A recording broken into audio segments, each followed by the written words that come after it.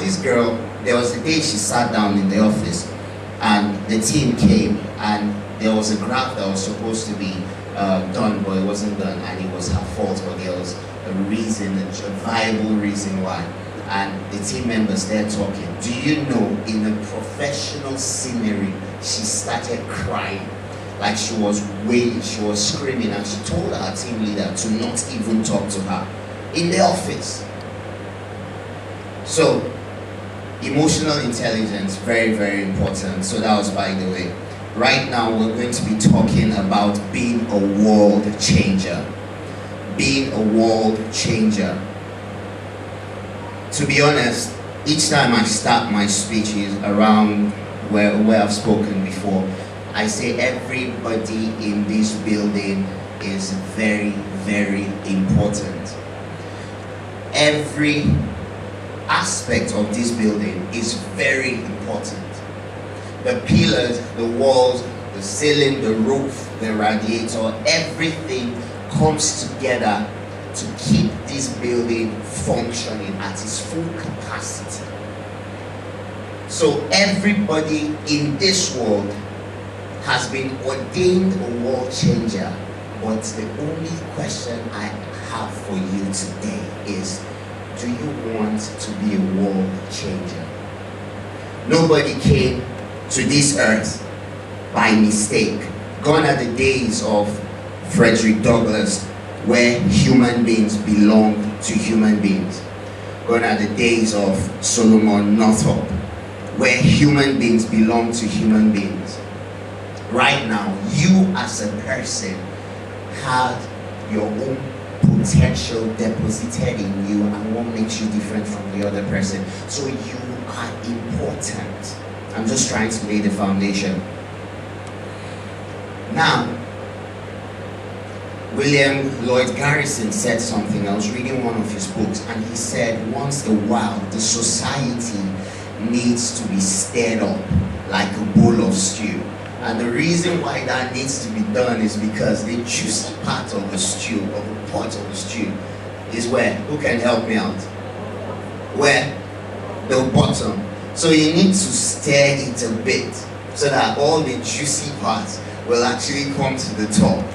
You know, so if you don't do that sometimes, trust me, everybody will just lay down obsolete, non-productive. The juicy parts will not come to the top. So that's the reason why Made360 have put this together, you know, so we can stir up our brains, stir up our gifts, our talents and potentials that we have to be able to add value to the world. So, very, very quickly again. Your perception is what determines your outcome. In the Bible is written, I make reference to the Bible, Matthew 5. It says, ye are the salt of the earth and the light of the world. Ye are the salt of the earth. It didn't say salt of the church. It did not say the salt of your society. It says the salt of the earth, and you are light to the world. So the world should know how to go about life by just looking at you. By just looking at you. We're called to be pace setters. We're called to be pathfinders, and we're called to be trailblazers. How many of us want to be pace setters? Come on, let me see your hands up. Are you sure? Are you sure? A lot of us are doing this. Let me see your hands up. Okay.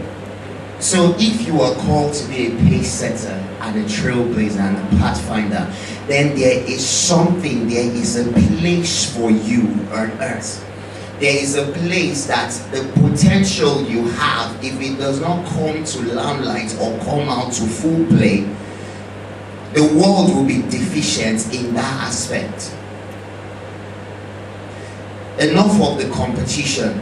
I am different. I have an advantage over Dave. It's not pride. Minister Justin has an advantage over me. Dave, you have an advantage over me. Because your ministry is singing. And that ministry is not just there for you to sing. Yes, for the oil of gladness, you sing for joy and happiness. But above all, your ministry is there upon your head to add value to the world. So many people often compare their success as against another man's success. That is absolute foolishness. Because we all have our part to play. We all have our race to run.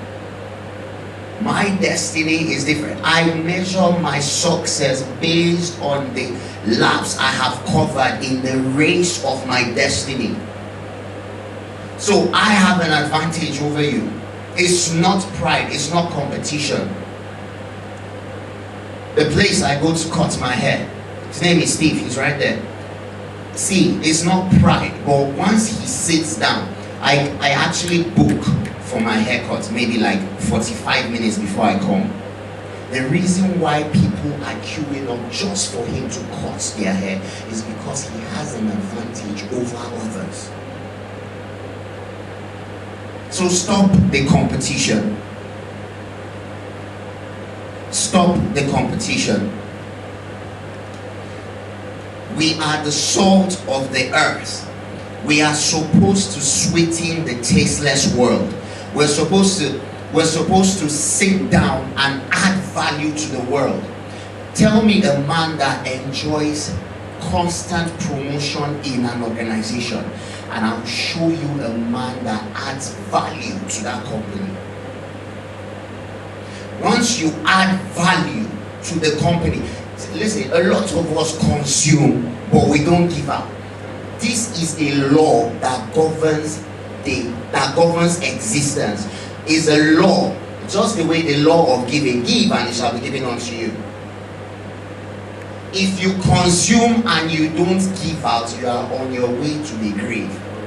That is why they say the grave is the most wealthy place in the whole planet, because a lot of potentials have gone down there and they are dead, and they are there lying down. They're actually just there. That's why they say the grave is the most wealthy place you can ever be to, you can ever go to. Add value. Stop thinking value consumption. Stop consuming. A lot of people are just here to consume but not add anything. The anointing you have is not just to sing. The ministry I have to motivate people is not just to keep myself motivated. No, it's to add value to the world. We need to start thinking contributory mentality, and that is the way you can be a world changer. If you let your potentials effectively come out, then you will add value to your world. So right now, why are we grounded? Why are a lot of people, a lot of Christians grounded? It says, whosoever breaketh the edge, the serpent shall bite. That means there is a covenant in place. So if the edge is broken, the serpent will bite. There are a lot of covenants in places that governs the Christendom. A lot of covenants. One, I'll share three with us quickly. It says, but wisdom is profitable to direct. I'm reading the B part of that verse. Sorry, I'm making the reference to the Bible. The first thing in life, the first thing you need is direction. Wisdom is profitable to direct. A life without a sound direction, which I call a vision. The life without a sound direction will end up grounded. Vision is actually the takeoff point to your journey in life. Direction is actually the takeoff point to your journey to success in life. If you do not have that direction or a well-defined vision as to where you are going to, you cannot add value. You cannot change the world, because you don't have. When you say someone is a lost chicken, a chicken is already lost. So when you say he's a lost chicken again, that is actually serious. So I just want us to sit down and understand what I'm saying. We're going somewhere. And when I talk about the vision, I mean according to the way it has been written concerning you in the books. Everybody has a chapter of his life written pertaining and concerning him. If you live another man's destiny, trust me, is energy lost. But if you live according to the way it has been written for you, you heard David B. He wanted to be a doctor by fire, by force. But what happened? What happened? We heard his story. What happened? You cannot live another destiny. You have to live your own. Find the place the Lord has designated for you and stay there. Please, I'm going to read Proverbs 20:18. He that keeps the vision of God for his or her life, happy is he. Happy is he. Happy is he. Now, as I said, the journey of success begins with a well-defined vision. Now, when you sit out or when you set out to go somewhere and you don't know how to get there, but you've got the address, you definitely need a sat-nav. Am I right? Okay. So if you carry the sat-nav and just hang it on your dashboard and then you set out without properly putting the postcode or the address as to where you're going to, you are actually going nowhere. How many of us agree? Now, you need to put in your vision. You need to put in your purpose into the sat-nav of your life as to where you are going to. Because if you know where you are going to, you will actually not let anything, any situation or circumstance challenge you. You know where you're going. You want to go and add value there. You have to know what you have as a vision. And you have to know the direction. Sound direction is what I'm talking about. That's number one. So you need to acquire the relevant skills. David was a skillful harp player. He says, show me a man that is diligent in his doings, and I will show you a man that sits, I'm paraphrasing now, and he will sit before kings and queens. Another one says, show me a man that is diligent. It says, show me a man that is skillful. So you need to acquire the skills. I can't just pray to be a motivational speaker. No. I read books. I read a lot of books and I'm still reading. I listen to tapes. I have mentors. So I'm acquiring the relevant skills to be able to add value to my society. To be able to add value to the world and be a world changer. The third one is discipline. We're still laying some very solid foundations and we'll round up very shortly. Discipline. Efficient management of time, resources, and energy. So you need to be disciplined. A disciplined person is time conscious. Now, how many of us agree that we cannot be players and fans at the same time? Can you be a player and a fan at the same time? Now, I'm glad to tell you that people that make the news don't watch news at all. People that make headline, they don't watch the news. They don't waste their time. So they are time investors. Now I have one solid question for everybody here. In a stadium that seats 40,000 capacity of fans, they watch how many people play football? 22. 22. Now I tell you what, that is exactly how this life is. We have a lot, multiple of fans, but we have less players in the world. A lot of people are fans to another person. A lot of people just want to sit down and be fans and yay! But they do not want to be the main player. You have to have that mentality. Your mentality needs to change. You need to turn it around and begin to think like a player. That 40,000 people will come and watch you, not you watching them. I was telling someone, he wakes up every morning and he just looks at the TV and he watches and he goes. And the TV is so powerful that during adverts, they just say, don't go anywhere, stay there. And the guy sits down and actually waits for them to come back. Wastage of time. You need to wake up, guys. You need to wake up. Your mentality needs to be oriented. We need to start having the mentality of adding value. Adding value. So we're going to start running now. So I'll tell you a very quick story.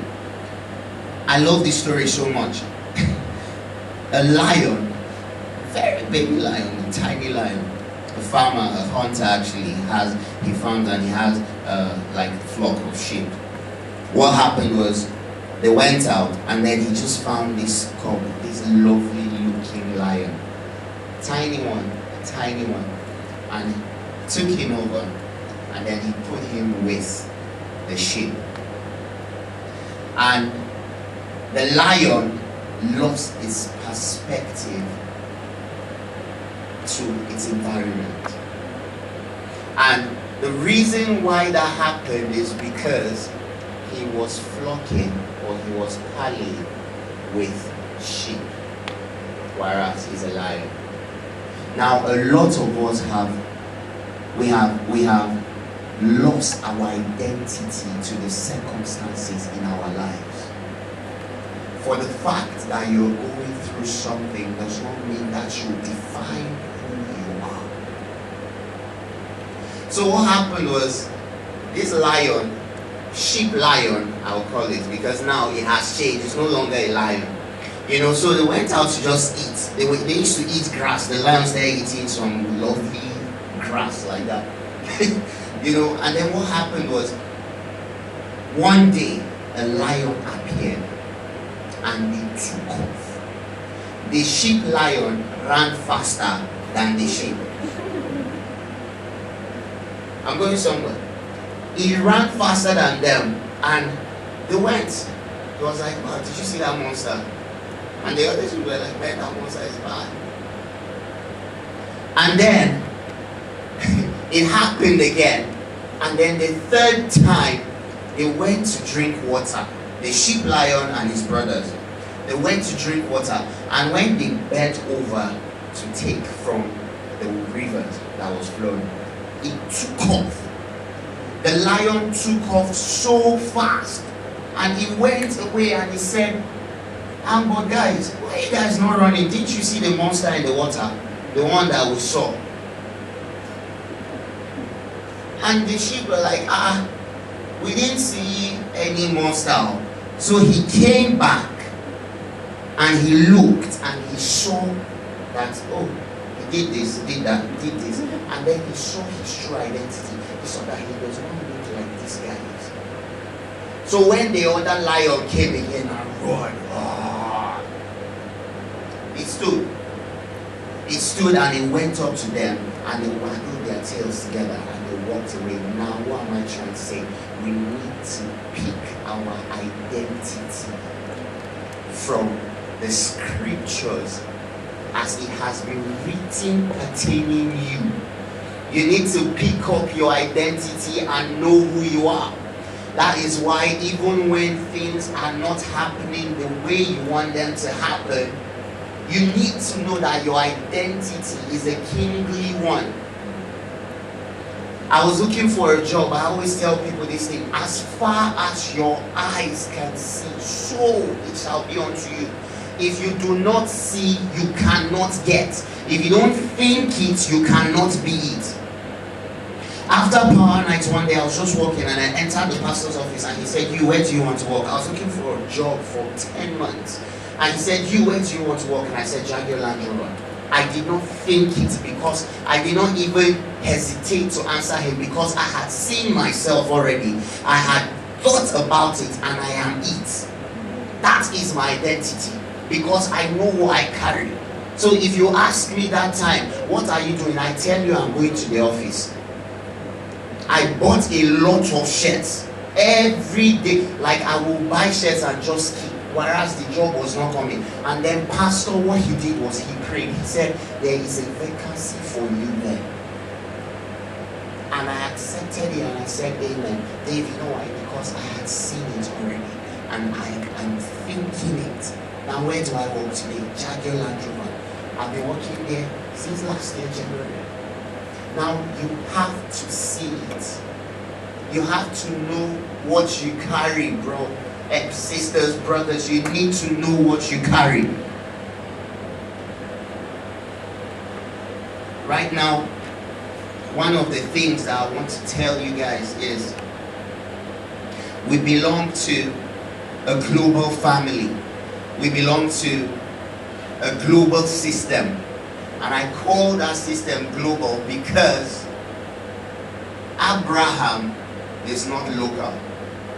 Abraham in the Bible, that we say Father Abraham, he is a global person. It says in Genesis, it says, "In thy seed shall all the nations of the earth be blessed." It did not say, "In thy seed shall UK or your society or your family be blessed." All nations.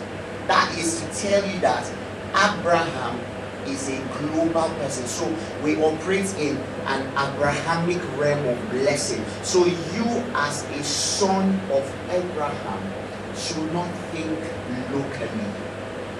You should not think, you should think of making impact globally.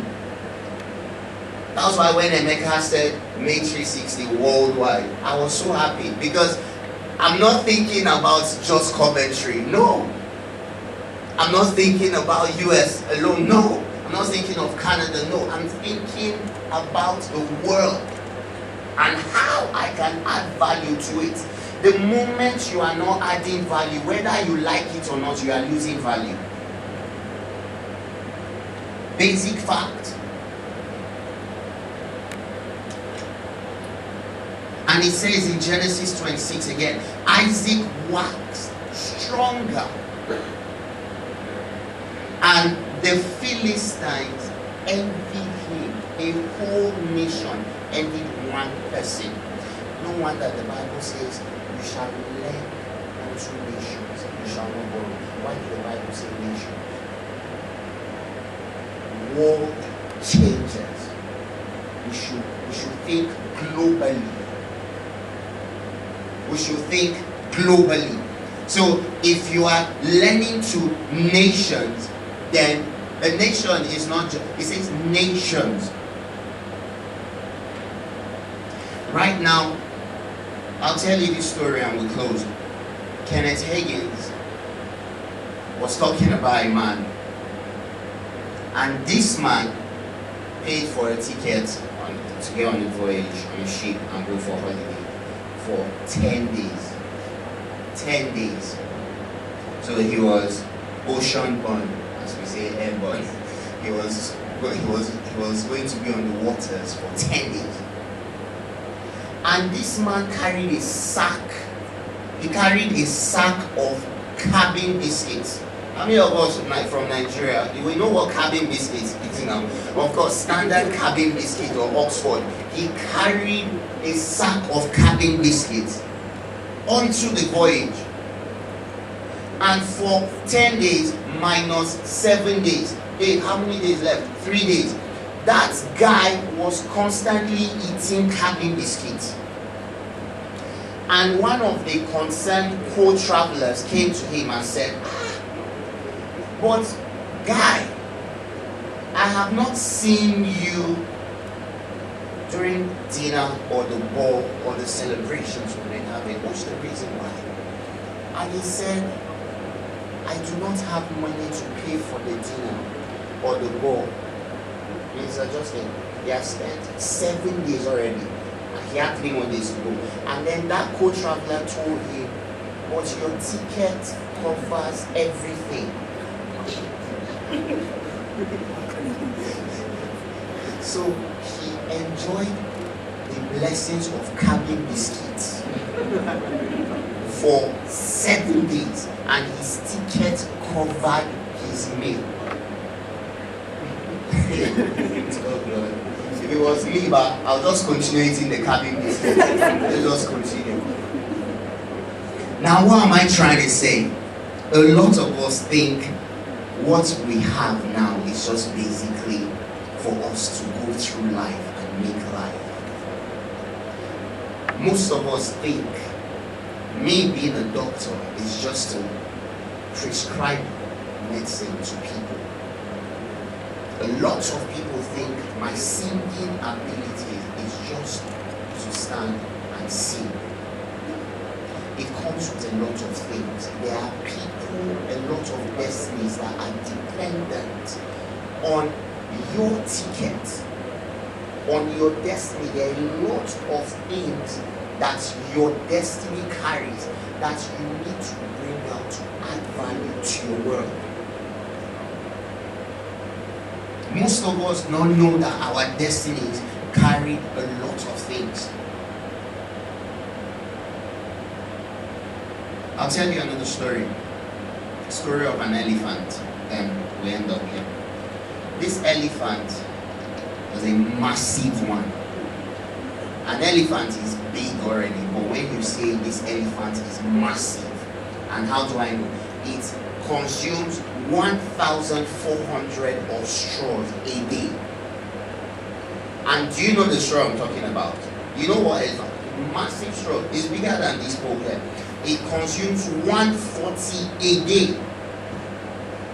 Now, if it consumes 140 a day, how much pound of manure do you expect it to release?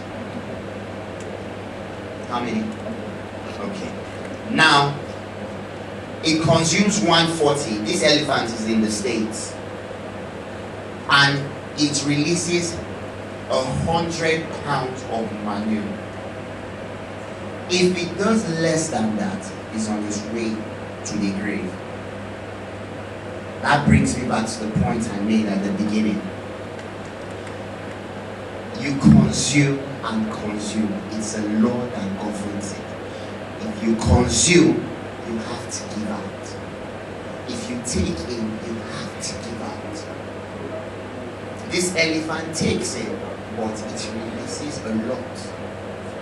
So you are to give out according to the capacity that you are consuming. I don't expect a cow to give 100 pounds of manure. It's dead already now.